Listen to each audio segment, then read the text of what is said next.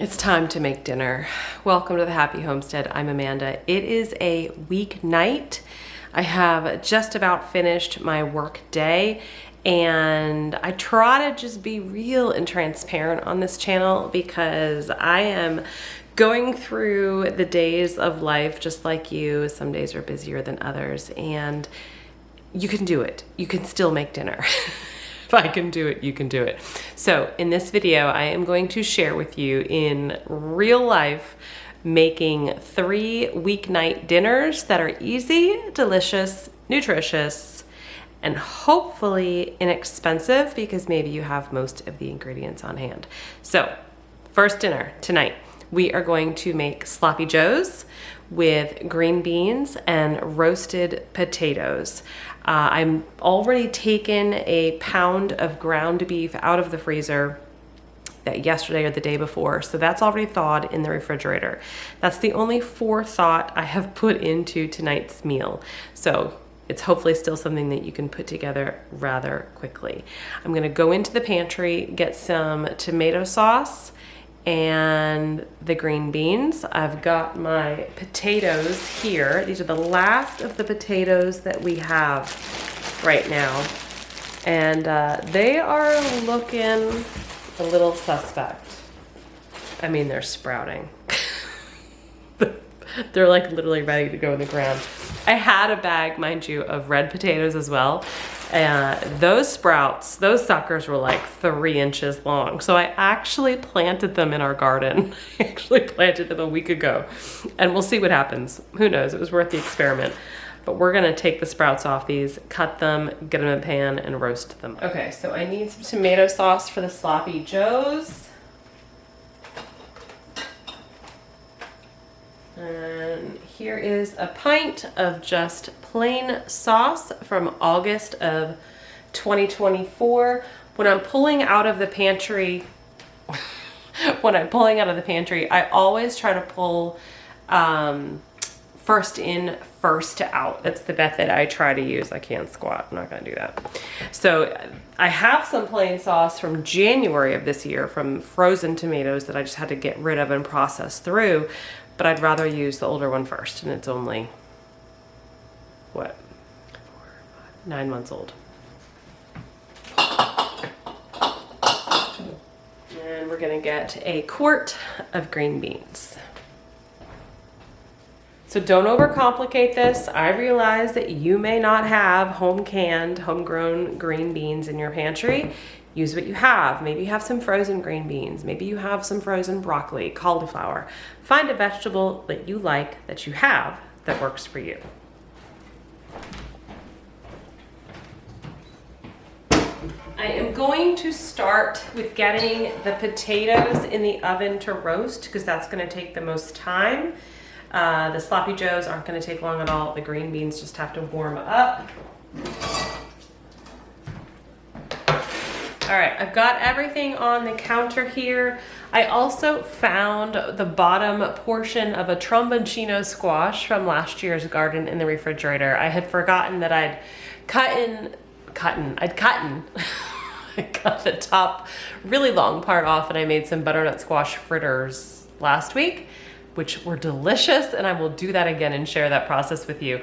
So I'm actually gonna peel and chop this, as well as half of an onion I found in the fridge, and we're gonna put that all together in here with the potatoes and get them roasting.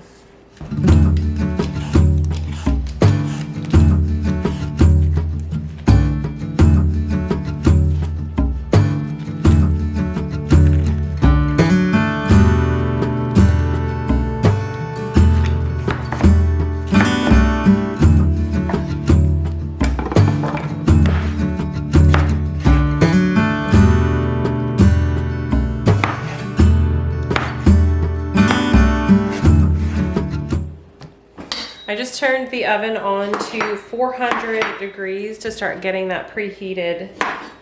I have to say that, you know, when I first started kind of out on my own cooking, just even before I got married, and then even so when I got married before children, you know, it was always the infamous question, what's for dinner? And the mode I was in was like, well, what do I want to eat? And sometimes I still do that. I mean, I think that's human nature, right? What are we in the mood for? What do we want? I try to complement that type of thinking, if not overtake that type of thinking, more so now with what do we have? Because if I'm going to go with what I want, it's most likely not what we have here in the house. I mean, just to be real, I love Thai food. I love sushi. My family loves sushi. I love really good, authentic, like Chinese and Korean food. But some of that stuff, depending on where you live, can be hard to find, especially if it's really good. And even if you find it, you're probably going to pay a decent amount for it. And so I've really tried to lean into the idea of using what we have. I talk about this a lot on the channel because I think it's important. It is a mind shift. It's a change in how you do things, how you behave, how you go about your day in a mindset way. It transforms even outside food, right? Using what you have. And so growing what we use, right? Growing what we need, growing what we're actually going to eat, so then we actually use what we have. I think it's really important that people get into that mindset with their meals, especially as things are more expensive, right? Like food in general is just more expensive than it ever has been before, in probably our lifetime, right? And it doesn't mean that it won't keep going up either. And so being able to hone in on your home's cooking skills, like really experimenting, having fun and cooking what you like and using what you have is so important. Okay, I'm realizing that this is way too full for my Pyrex dish, so I am gonna go get a sheet pan.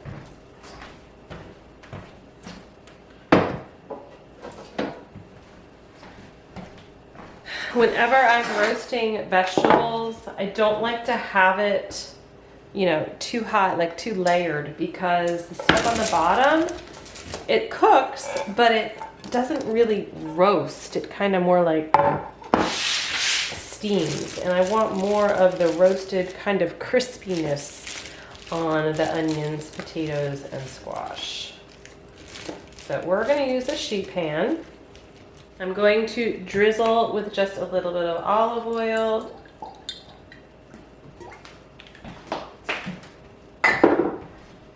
And then I like to take my hand and kind of really work that through so that every piece just has a touch of that fat, right? Because the fat is what helps it roast as well.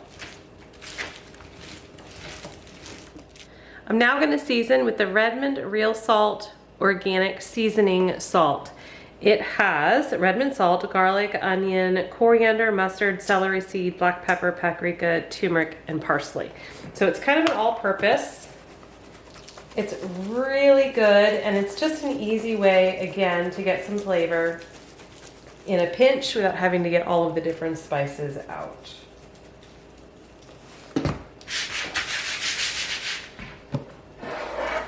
All right, this is going to take the longest to cook. So I want to get that in first.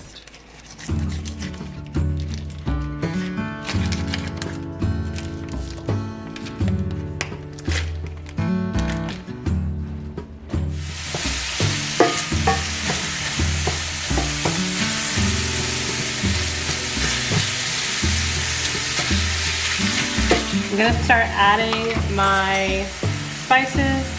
This is my homegrown minced garlic in olive oil, but I'm also going to add some garlic powder, onion powder,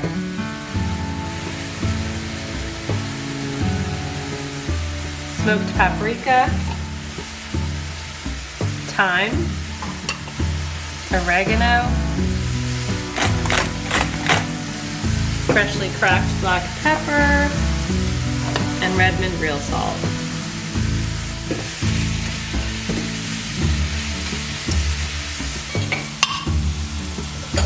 Gonna add in our pint of plain tomato sauce. I also turned the heat, it was on medium, I've turned the heat down to low.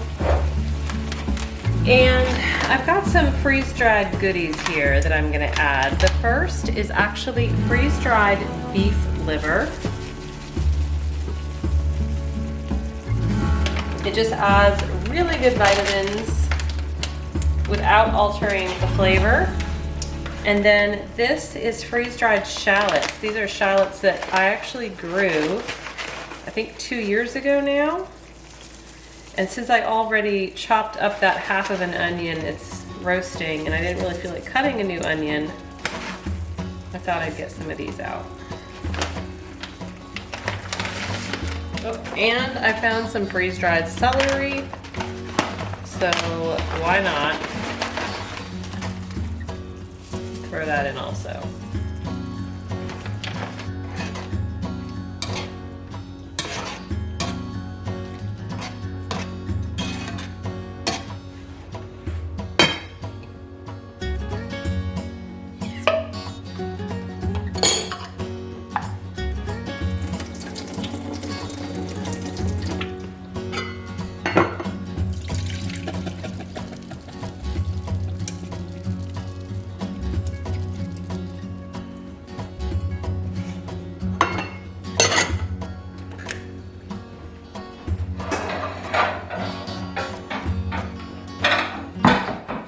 All right, so the green beans are on the stove. I have that burner on very low as well. The sloppy joe is done. I forgot, I'm just gonna add also a little bit of ketchup and a little bit of Dijon mustard to the meat mixture. We'll check on the roasted vegetables in a little bit. I put some home-baked bread out on the counter. Now, before you all think that I just baked that today, no. No, I did not. I try to bake bread 2 times a month, and when I do it, I do 2 loaves at a time. And once they're cooled and ready to be sliced, I slice them, and I take one of those loaves sliced and put it in the freezer. And so the other loaf is then what we use, and we usually go through about a loaf a week. And so then when that loaf is getting used up and is done, I pull one out of the freezer. So I actually just pulled this out of the freezer this morning. I pull it out and I put it on a kind of like a cookie rack. And that way I don't like pull it apart. I let it thaw on defrost on its own, just like this. That way I can pull apart the pieces without anything breaking in between.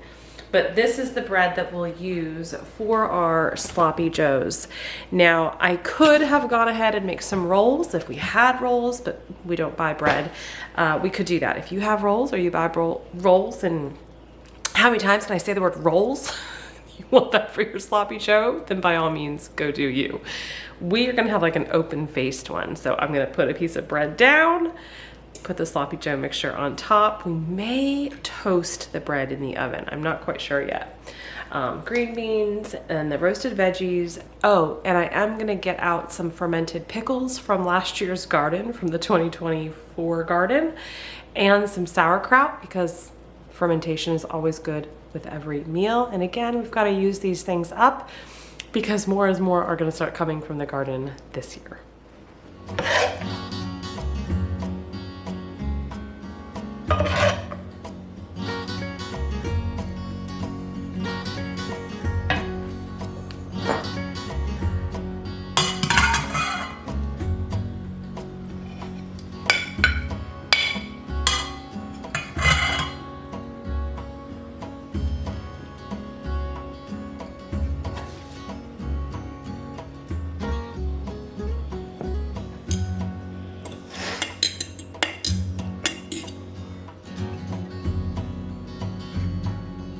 Bon appetit.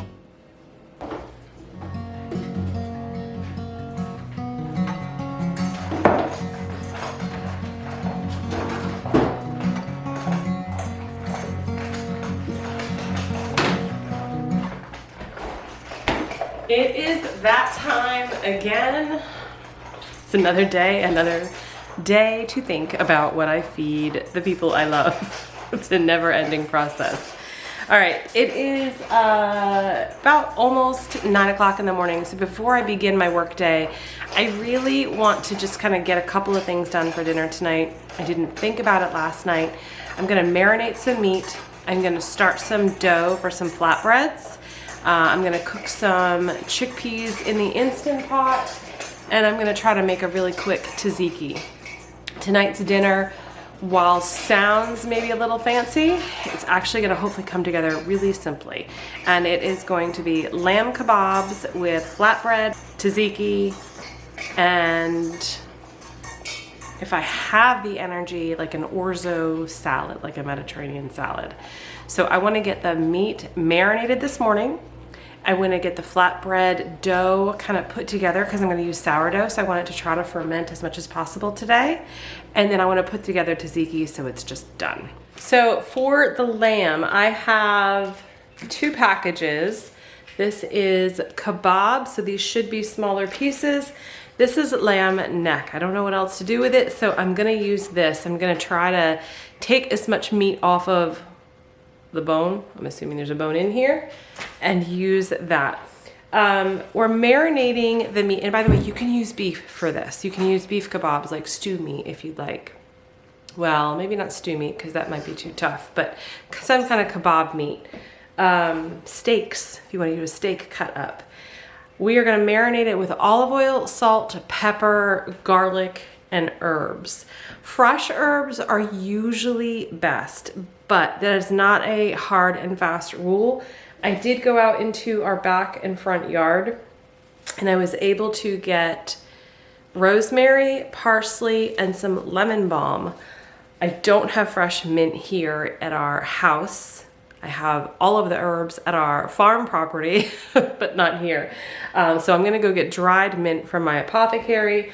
I've got dried oregano and dried dill. So I'm just doing a whole mishmash of really aromatic herbs to help flavor the meat.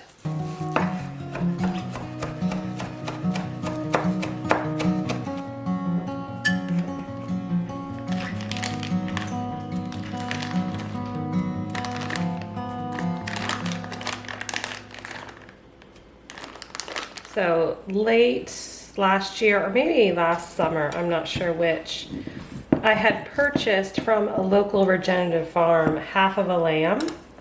And so when you purchase meat like that, you know, from a farmer that, you know, it's not like parsing out all of these different cuts, right? You get the whole, you get, or at least most of the whole animal, right? And so it's really important that you don't kind of just put your nose up to what could be. I could easily say like, oh my gosh, I am not gonna do anything with this neck. But that would be a waste of money. That would be, I think, a disservice to the animal that, you know, has lost its life so that we can eat. And I'm not trying to get into any political or spiritual beliefs on that. But I, you know, if I'm going to eat the animal, I want to honor the animal and give thanks. And so by wasting meat, I don't feel like I'm doing that. And so I just, you know, challenge you that if you start thinking about purchasing meat in bulk like that from local farms, that you really think about, you know, what they call nose to tail, like using all of the pieces and really not letting anything go to waste. So this is a brand new experience for me with the neck. I have never done anything like this before, but I can tell that there's really good meat in here. So I'm gonna get what I can. And this is how Marley has been at the counter since I've opened the meat. Every time I open meat, he knows. So I have just a little bit here. You ready? Stay, good boy. Good boy. Okay, all the meat is chopped. I actually took some of that kebab pieces and chopped them smaller as well. We have got our herbs, well, some of the herbs. Let's go ahead and put some garlic in that we have, like our garlic and olive oil. And now I'm gonna start adding some dried herbs. Got dill.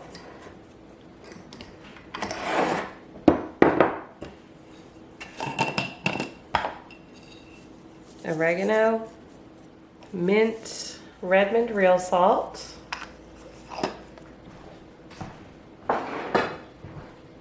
and pepper. Gonna drizzle in some olive oil. Just take one clean hand and massage it through to get all of the pieces coated with the herbs, the oil, salt, pepper, and garlic. I'm gonna let this sit in the refrigerator. Like I said, it's around 9. I'm gonna let this sit in the refrigerator all day until I'm ready to cook. Okay, next is the tzatziki. I'm choosing that next because it's gonna be so easy. I'm gonna be using a mixture of sour cream and yogurt. This is just homemade plain yogurt, and this is the Nancy's Probiotic Sour Cream.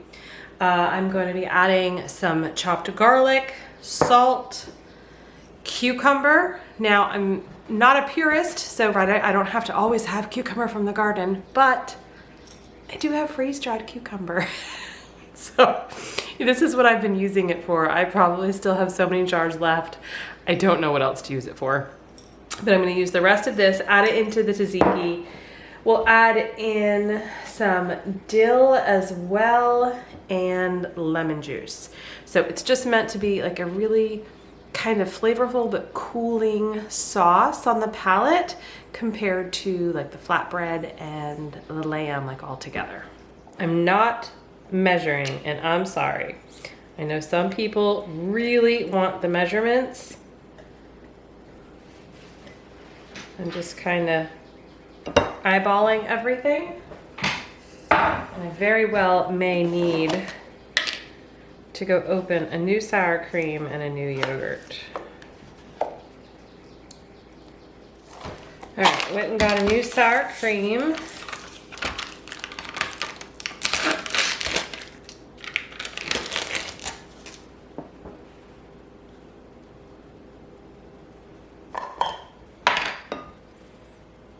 And just a little bit more yogurt. Add in our garlic.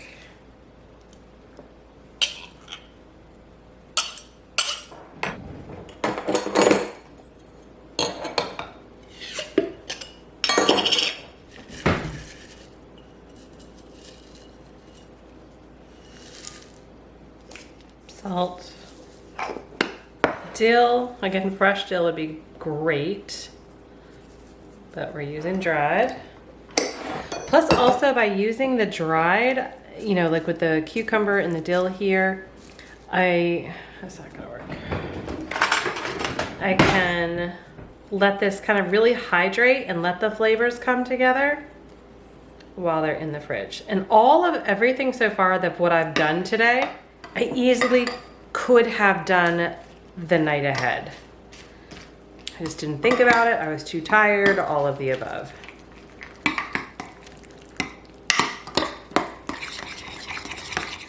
I really want to add a little mint as well. I really do. All right, and then we're gonna do our lemon. Before I juice the lemon, I'm actually gonna go ahead and put some of the zest in.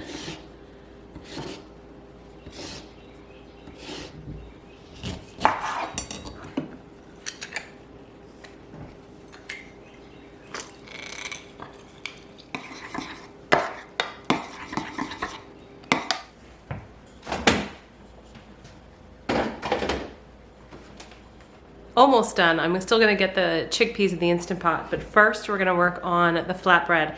This is a recipe from Farmhouse on Boone, Lisa over at Farmhouse on Boone. It's called Easy Sourdough Flatbread. I have not made this recipe before, but it looks simple enough. It's just flour, starter. It doesn't have to be fed starter. It can be discard, salt and milk. And then when we cook, we're gonna cook in the cast iron skillet with just a little bit of fat in the pan, olive oil, tallow, whichever you choose, right? So it's kind of like we're rolling it into balls, flattening it out, cooking it on the skillet. But first, we're gonna put our dough together and just let it sit and ferment here on the counter over the day. 2 cups flour, 1 cup starter, 1 teaspoon salt, half a cup of milk. I am actually gonna be using buttermilk because I really wanna use that up. And this is supposed to make about 8 flatbreads. My starter, I only have about a cup, so I might not use the full amount, but I'll use what I can and then I'll feed this so I can make bread later this week.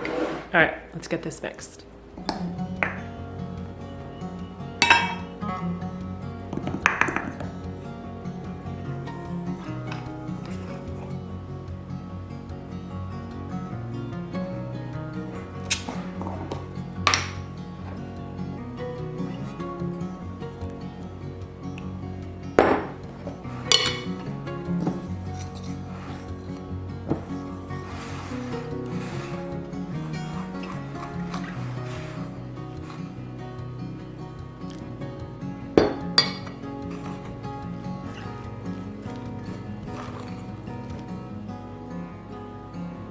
I'm just trying to get to the right consistency and texture here for the dough ball.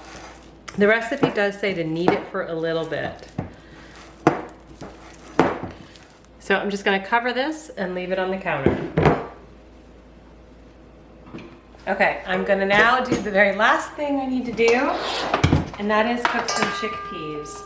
I am not actually making hummus. Normally with this type of meal, that's what I would do.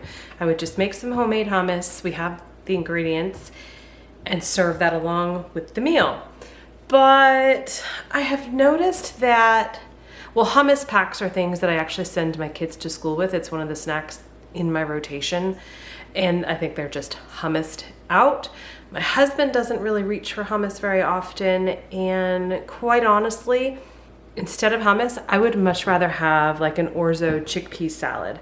So later today, I'll cook some orzo, but I want to add some cooked chickpeas. We'll add some preserved lemons, olives, cheese, and whatever else I can find in the refrigerator. So kind of like a cold pasta salad, Mediterranean style.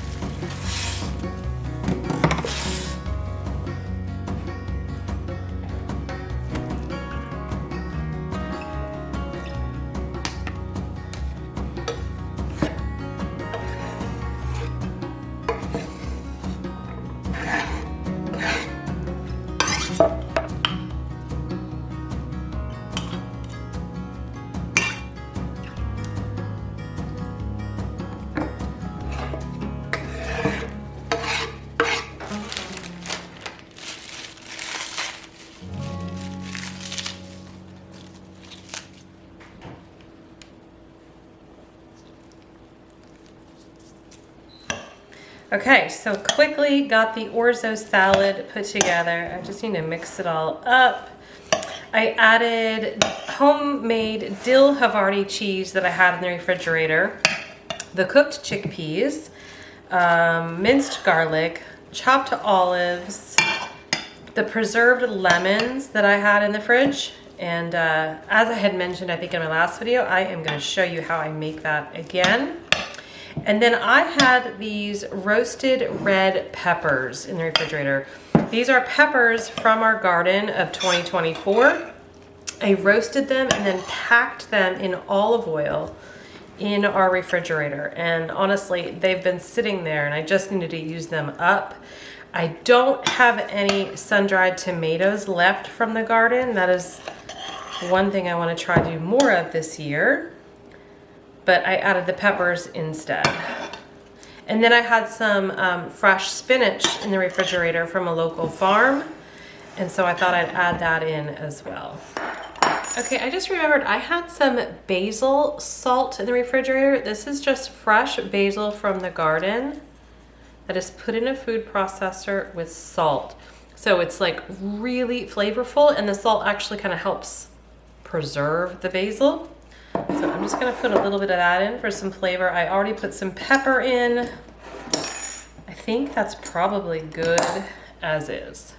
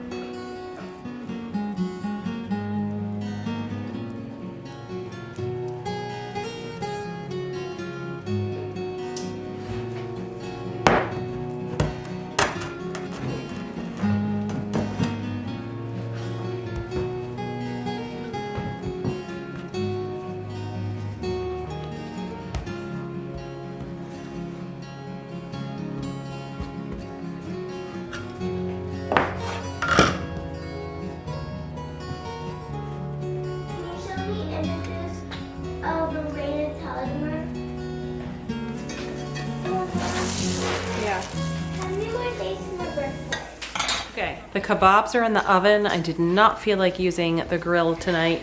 So I preheated the oven to 375, skewered up the meat, and I have it going for about 10 minutes. I'm gonna check it after 10 minutes, flip it, and kind of rotate the skewers if I need to. The flatbreads are cooking. I divided the dough balls up a little bit more. I just felt like they were gonna be too thick, maybe too big. So instead of 8, we're gonna have more. But that's okay, because they can actually make really quick, good pizzas for either lunch or dinner tomorrow. So I'll get everything cooked and we'll assemble the plates soon enough.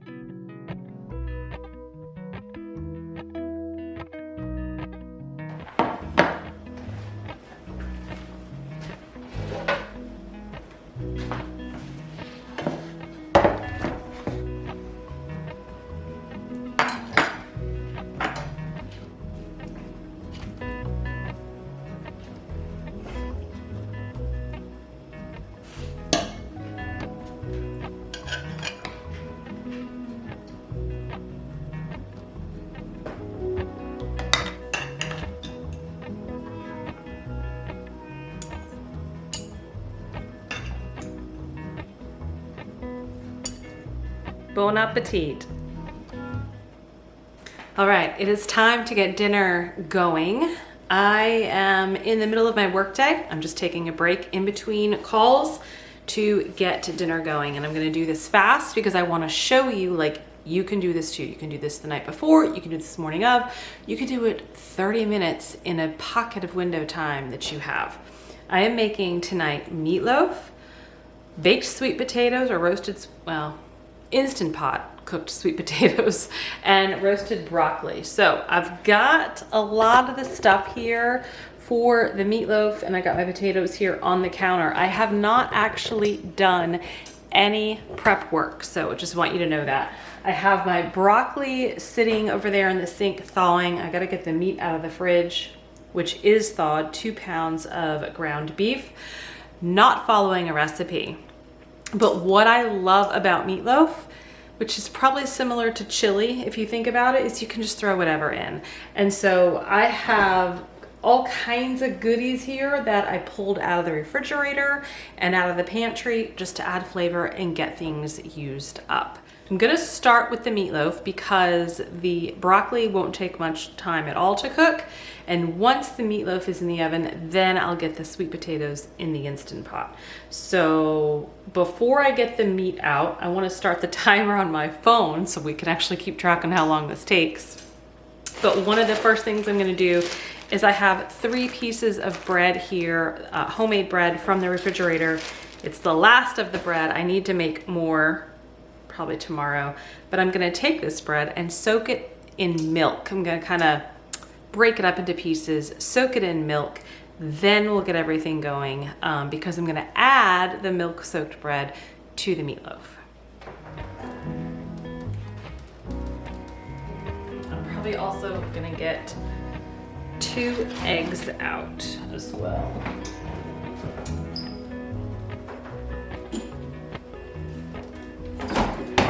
Oh, and cheese. I want cheese.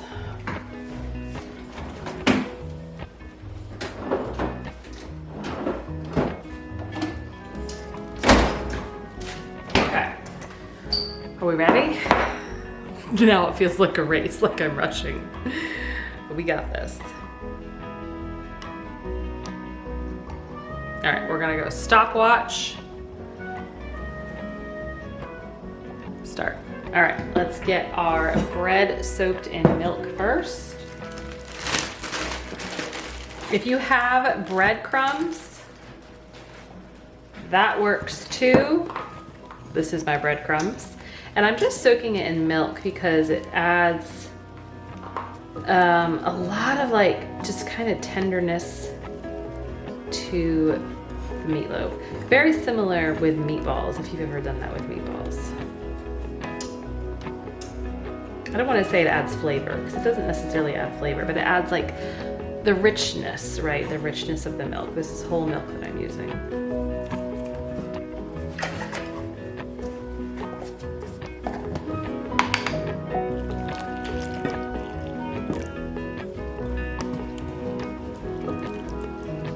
Oh, and I forgot, I want to saute an onion.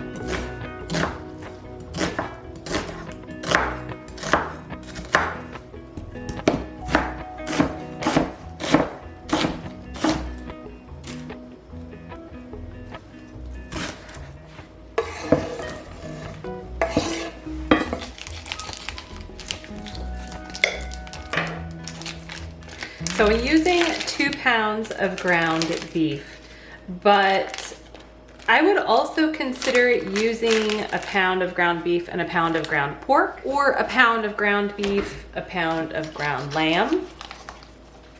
Use what you have. Just know if you're using those other types of meat, right, it will add some fat, but it will also add a lot of flavor. And like clockwork, when I open meat, look who's here. He knows the sound of the packages opening. Okay, I did preheat my oven. It's actually preheating, but I did turn it on to 375. All right, at this point, I'm just throwing things in. Don't get hung up. I say that a lot because this is how I cook. Baking is a science. Cooking is an art.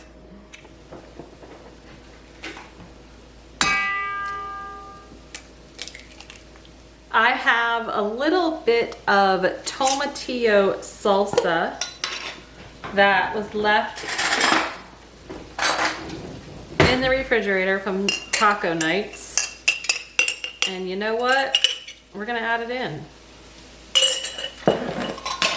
I also have some of my homegrown garlic, chopped garlic in oil. We're gonna add just a little bit of that.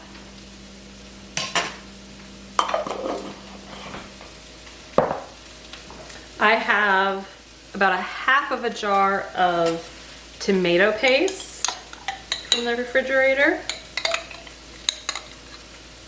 Now when you make meatloaf, you can play around with the flavors, right? You can do like a Mexican kind of taco meatloaf. You can do Italian. You can do kind of just standard veggie loaded with carrots and mushrooms and onions and celery. I usually lean towards kind of an Italian version, which is somewhat what I'm doing now, minus the tomatillo salsa, of course. Freeze-dried diced celery. I'm gonna add some of this in. This is freeze-dried ground up beef liver. I add this to a lot of my meatloaf, meatballs, soups, stews, casseroles, because it imparts very little flavor, but a ton of nutrition. All right, we're gonna start adding some spices and herbs. This is just onion powder.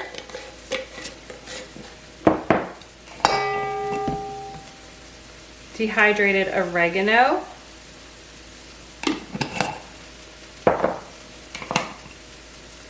Thyme. Garlic powder.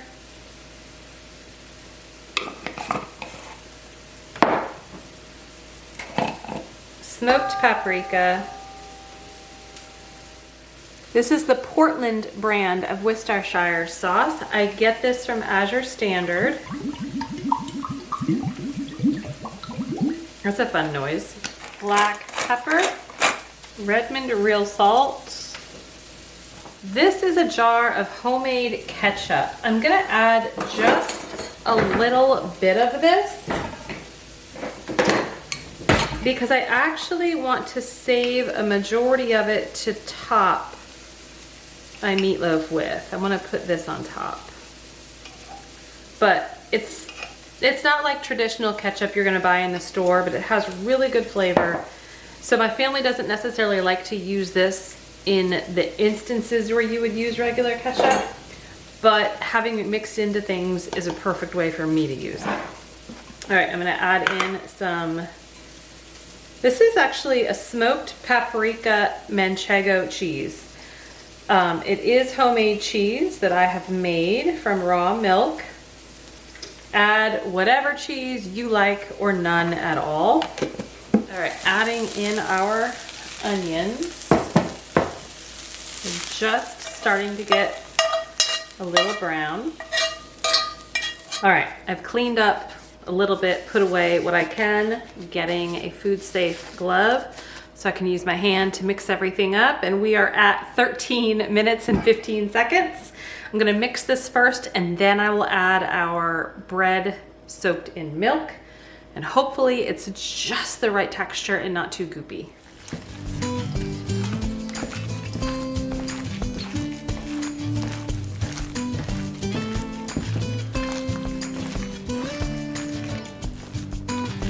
I'm gonna add this in and pray for the best.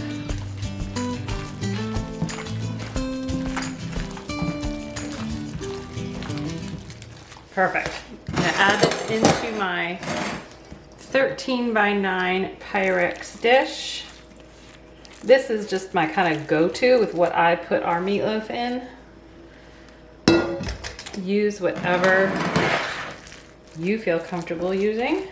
Now remember, I'm using 2 pounds of meat because family of 4 and I like to always have leftovers for lunch the next day.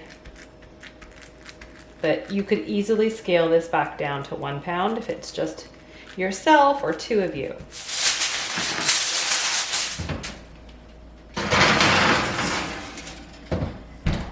Okay, because this is, you know, going in at 375, I'm gonna cook it for probably about 40 to 45 minutes. I'll go 45 on the timer. Okay, I pulled 3 sweet potatoes from the pantry. These are from last year. I have a dear friend who is always able to get a good hookup on local sweet potatoes, and so I buy a case. I don't even know how many pounds are in a case, but You can see they're starting to sprout. I chose the ones that had the largest sprouts and we're gonna cook these, but they still dirty. That's part of the reason why they store so well. So I'm gonna clean these off, take these sprouts off and get them in the pot.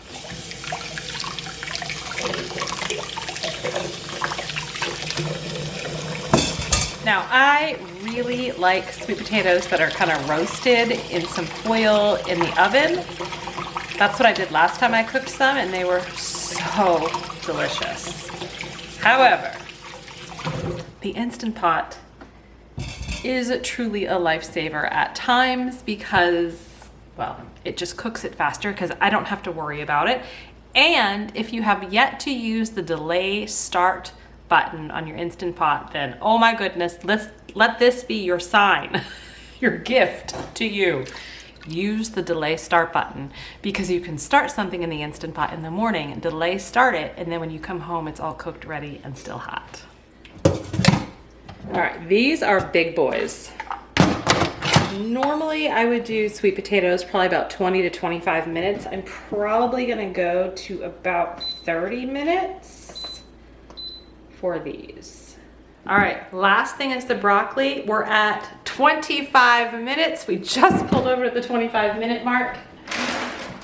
I'm not actually gonna cook these yet, but I am gonna get them out onto the pan. I buy these at Costco. It's organic broccoli. They come in these steamer bags. You can actually steam these in the microwave. We love roasted broccoli. So I will take these out. I usually do 2 1-pound bags for a meal, and we put it on parchment lined sheet pan.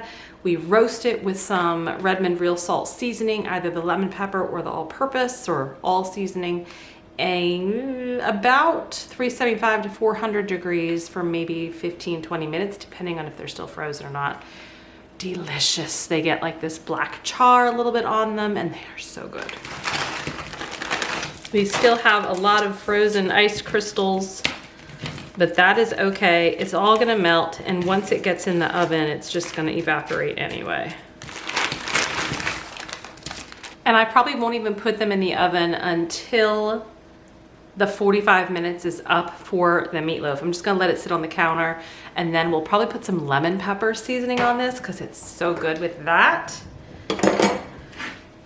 Dinner will be ready. Okay, time check, 27 minutes. And that includes the cleanup that I did. Washing dishes, soaking that bowl, 27 minutes. Now granted, it does not include cook time, but now I don't have to stand here and wait for anything. I can go about my day. We'll come back when we get to the next step with the meatloaf and put this in the oven.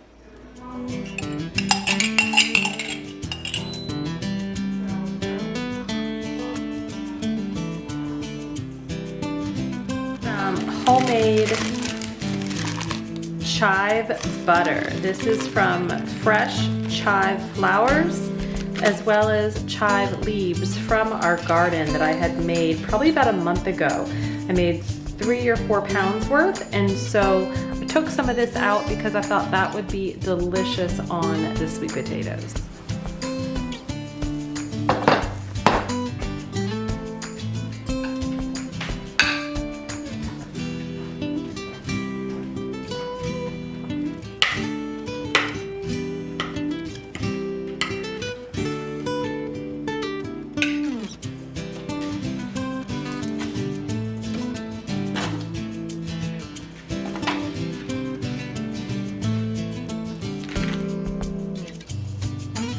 Bon appetit.